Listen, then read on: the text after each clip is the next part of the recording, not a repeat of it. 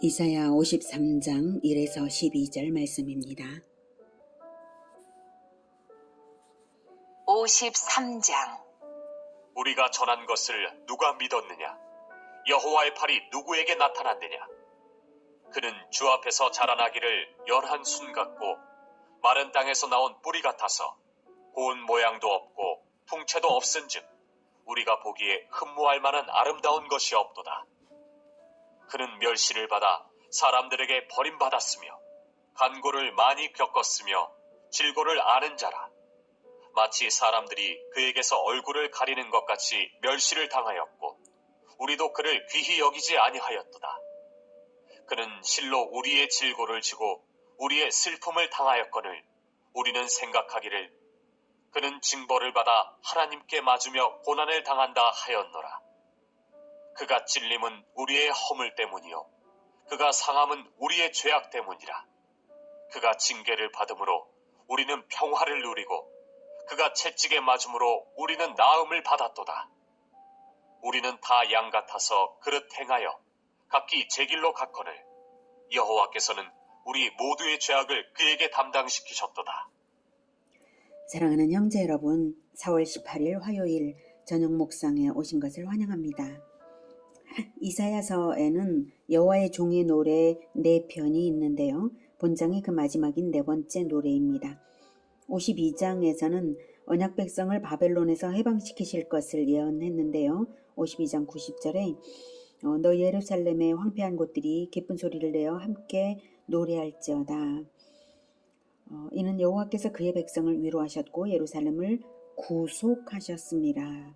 여호와께서 열방의 목전에서 그의 거룩한 발을 나타내셨으므로 땅끝까지도 모두 우리 하나님의 구원을 보았도다. 이렇게 구속하신 것이라고, 바벨론에서 해방되는 것이 구속하신 것이라고, 죄값을 하나님께서 치르셔서 구원하시는 것을 구속이라고 하죠.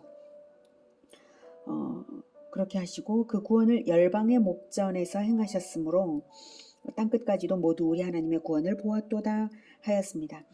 그 구속, 대속이 무엇이고 땅끝까지 알려진 것이 무엇인가 하면 여호와의 종이 높이 들려서, 즉 십자가에 높이 들리고 부활 승천으로 높이 들리고 재림 때 높이 들리시죠. 그래서 높이 들려서 그렇게 높이 들리는 것인데 그로써 나라들을 놀라게 하고 듣지 못한 것을 깨달을 것이라 라고 52장에 말했습니다. 바로 그 놀라운 깨달음을 주는 것이 53장입니다.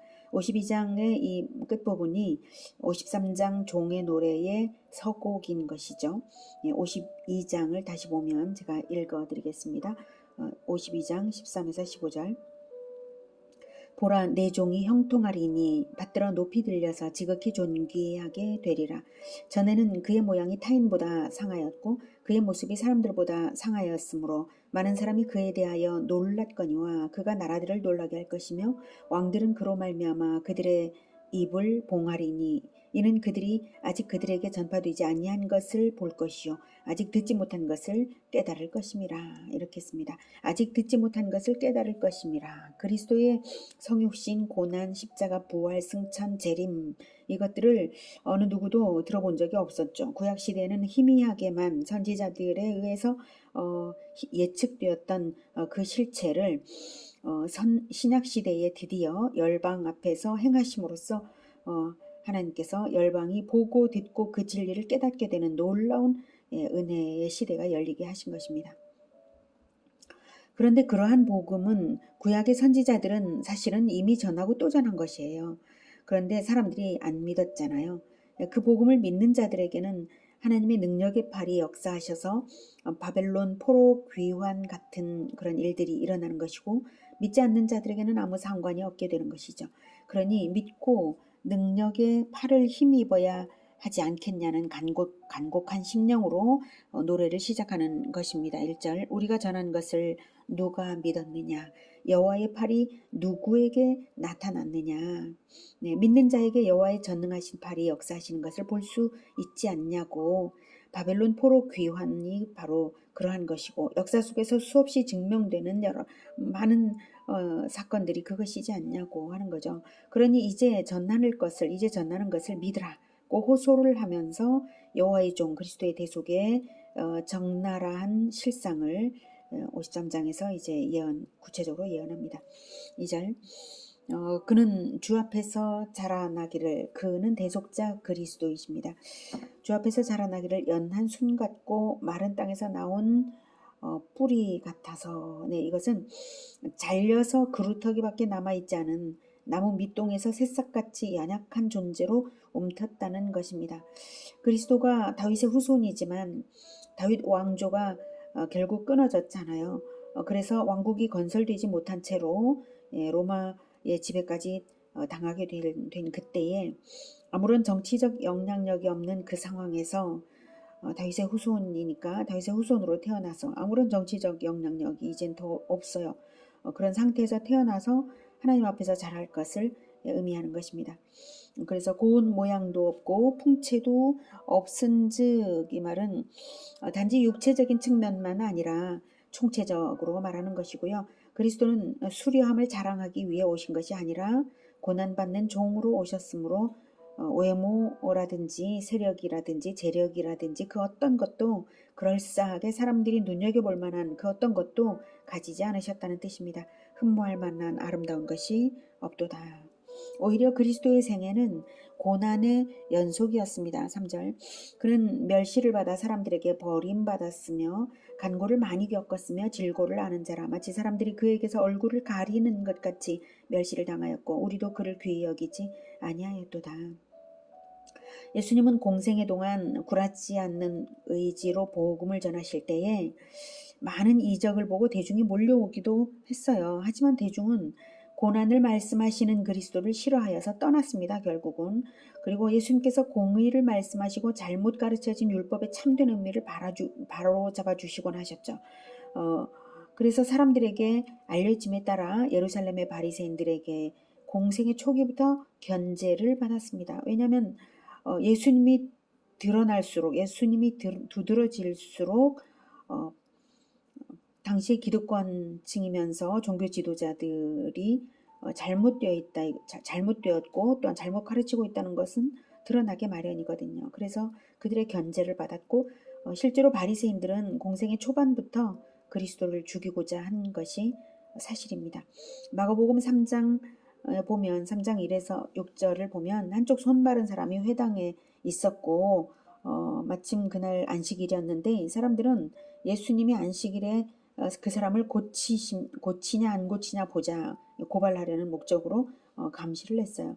그러자 예수님께서는 손 마른 사람에게 오히려 여러 사람 앞에서 보란듯이 한가운데 일어서라 하고 한가운데 세워서 말을 하기를 안식일에 선을 행하는 것과 악을 행하는 것, 생명을 구하는 것과 죽이는 것 어느 것이 옳으냐라고 공의를 밝히십니다. 그런데 아무도 대답을 안 해요. 옳지 못하죠. 그래서 마음이 완악해서 그랬죠. 그러자 예수님께서는 탄식하시며 그들을 노하심으로 둘러보시면서 그 사람에게 말씀을 하십니다. 보란듯이 고쳐주셔요. 고발당할 걸 아시면서도 내 손을 내밀라라고 하시니까 그 손이 회복이 되었습니다. 그때 바리새인들이 나가서 곧 헤롯 당과 함께 어떻게 하여 예수를 죽일까 의논했습니다. 그때. 그게 세례 요한 이후에 갈릴리에서 제자들을 선택한 직후의 초기 사건이거든요. 이렇게 갈릴리 사역 초기부터 예수님은 죽임을 당할 위기에 처해서 3년 내내 그러셨던 것입니다. 마가복음 3장 22에서 23절에도 보면 예루살렘에서 내려온 서기관들이 예루살렘에서 갈릴리까지 내려가 가지고 예수님을 감시한 거예요. 서기관은 성경학자들이잖아요. 그들이 그랬어요. 그러면서 예수님은 바알세불이 집혔다. 귀신의 왕을 힘입어 귀신을 쫓아낸다 하며 소문을 냈고 예수님의 친척들한테까지도 그렇게 말을 하면서 예수님을 붙잡아가게 영향을 끼쳤습니다.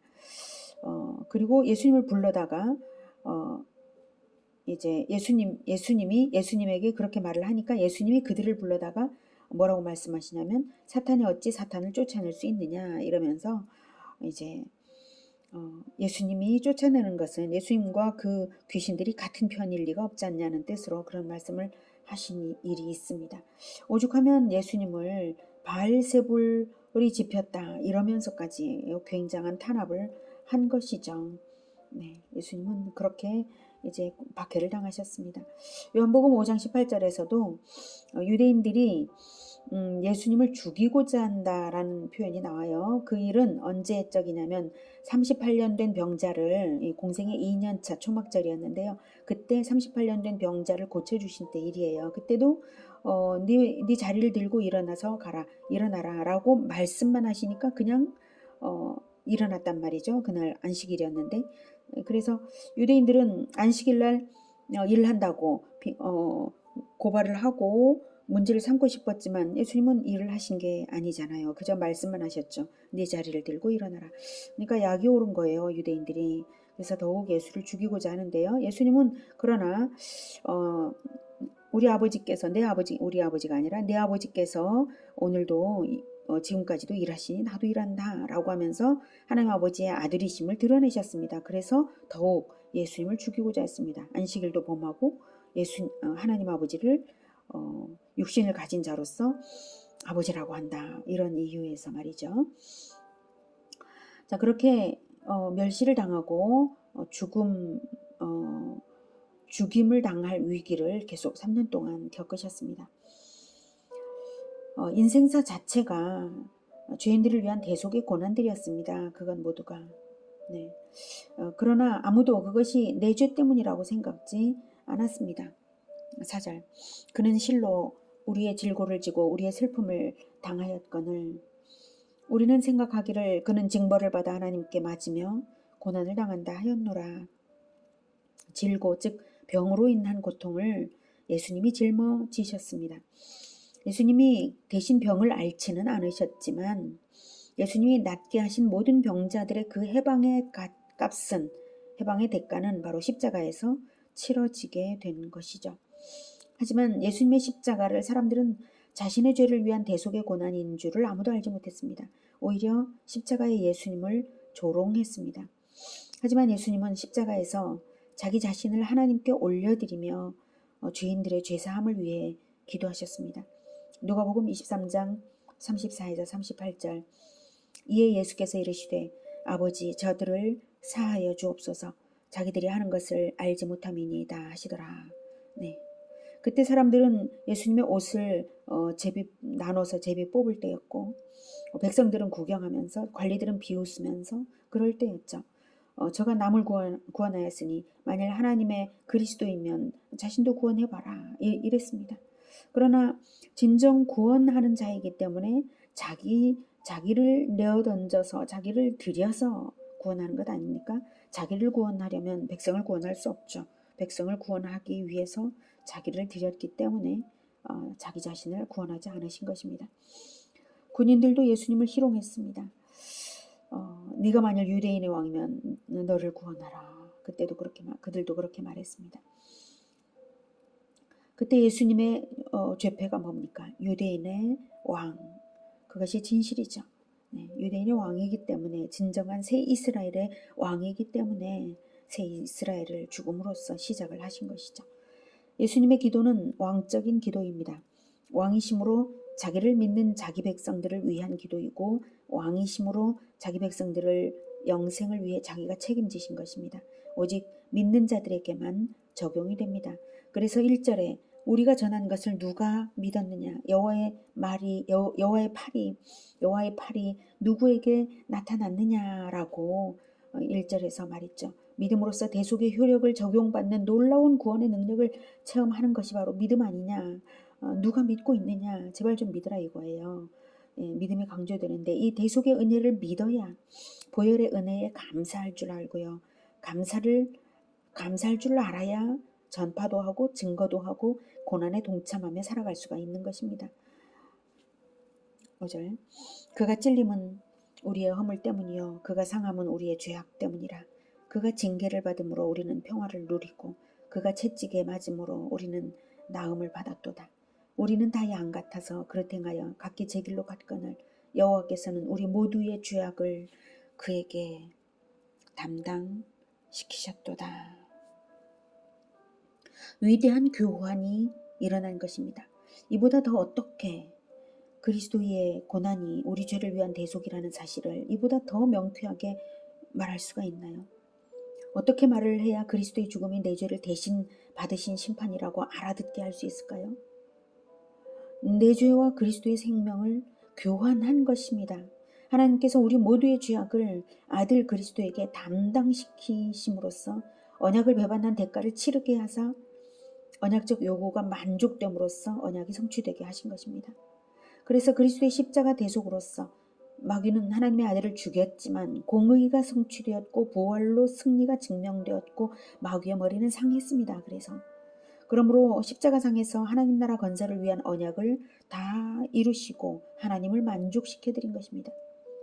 그러한 대속의 고난이었으므로 예수님은 내가 왜 이런 일을 당해야 하냐고 하는 그런 단 한마디의 원망도 하지 않으셨습니다. 온전히 자신을 영원한 제사로 단번에 올려드려야 했기 때문입니다. 7절. 그가 곤욕을 당하여 괴로울 때에도 그의 입을 열지 아니하였으며 마치 도수장으로 끌려가는 어린 양과 털 깎는 자 앞에서 잠잠한 양같이 그의 입을 열지 아니하였도다.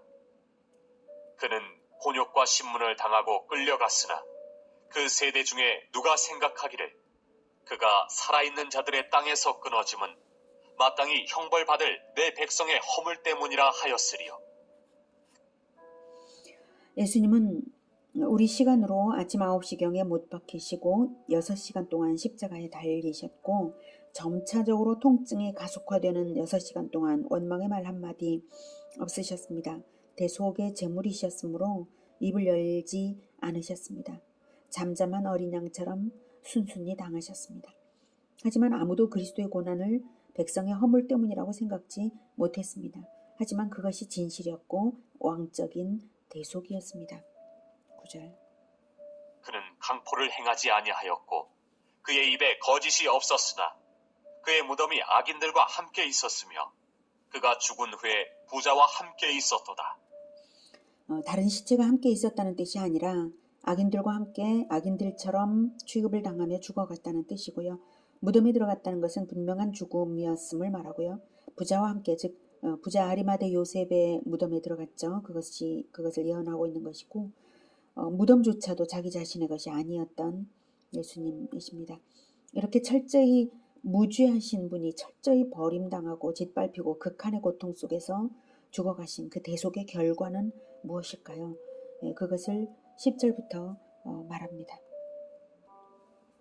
여호와께서 그에게 상함을 받게 하시기를 원하사 질고를 당하게 하셨은즉 그의 영혼을 속건제물로 드리기에 이르면 그가 씨를 보게 되며 그의 날은 길 것이요 또 그의 손으로 여호와께서 기뻐하시는 뜻을 성취하리로다.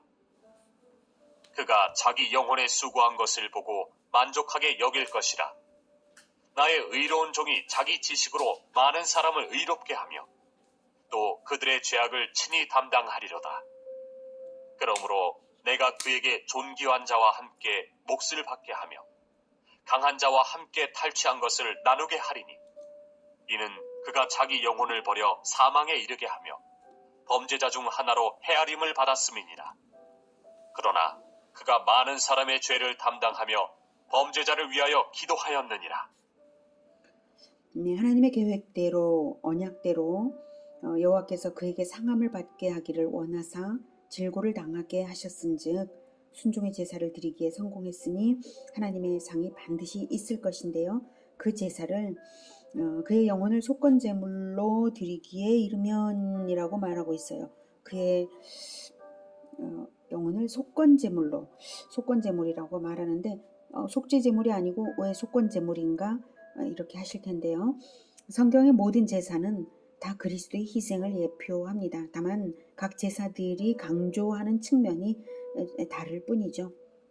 속죄제는 용서의 의미를, 속건제는 배상을 더하여 드리는 제사이므로 만족의 의미에 초점이 있고요. 속죄제, 속건제 둘 다 속죄라는 범주에 드는 제사입니다. 속죄제와 속건제는 속죄제에 포함이 되어요. 속건제는 기본적으로 속죄를 함께 드리는 제사입니다.